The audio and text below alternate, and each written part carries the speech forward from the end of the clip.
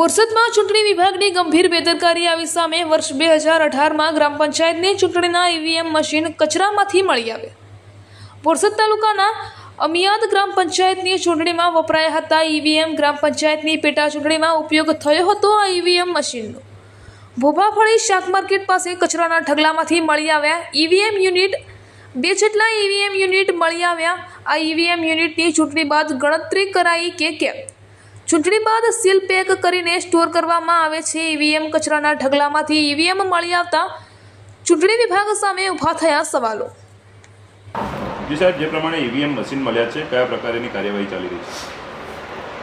આજરોજ અમને telephonic message મળતા અમો સ્થળ સ્થિતિ એટલે કે ભોભાફળી બોરસદ ખાતે રૂબરૂ મુલાકાત લીધી।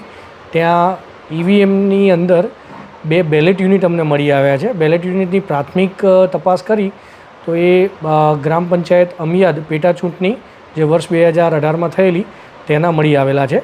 તે અંગેનો અમે પ્રાથમિક અહેવાલ એ કરી દીધો છે। હાલ આ બાબતે ડિટેલ તપાસ ચાલુ છે। પેરેલલ પોલીસને પણ આ બાબતે તપાસ કરવા માટે સૂચિત કરી દીધી છે અને આખરી વિગતવાર તપાસ અહેવાલ કર્યા બાદ માનનીય કલેક્ટર શ્રી આણંદ સાહેબશ્રીને રિપોર્ટ મોકલી આપવામાં આવશે અને જે તે જવાબદાર વ્યક્તિઓ છે એ અંગે એમની સામે કાયદેસરની તપાસ પણ હાથ ધરવામાં આવશે। હાલના તબક્કે તપાસ પ્રક્રિયા ચાલુ છે એટલું અમે કહી શકીએ છીએ।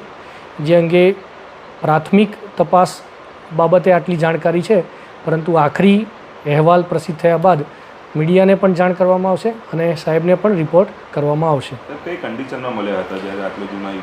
કન્ડિશન 2 બેલેટ યુનિટ જ મળેલા છે અને એની ઉપર એક એડ્રેસ ટેગ છે। એડ્રેસ ટેગના આધારે ખાતરી થાય છે કે બંને પેટા ચૂંટણી ગ્રામ પંચાયત અમિયાદના છે, વોર્ડ નંબર 9 અને એક રિઝર્વ।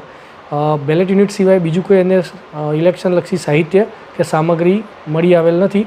બોરસદ નગરપાલિકાની ટીમ જે સફાઈ કર્મચારી છે એમના દ્વારા પણ રૂબરૂ અમે અને અમારા મામલતદારશ્રી બંને દ્વારા સ્થળ સ્થિતિ હાજર રહી તપાસ કરાવેલ છે, પરંતુ હાલના તબક્કે માત્ર 2 બેલેટ યુનિટ જ મળી આવેલા છે।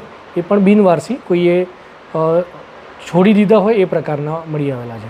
સાહેબ, ગોડાઉનમાં તપાસ થશે કેટલા મિસિંગ છે? કારણ કે જ્યારે એકચ્યુઅલી મશીનનું ગોડાઉન જે છે એ જિલ્લા કક્ષાએ હોય છે, એટલે એ અત્યારે અમારા તાબામાં હોતું નથી। એટલે હાલના તબક્કે અમે આ બાબતે કંઈ કહી શકીએ તેમ નથી।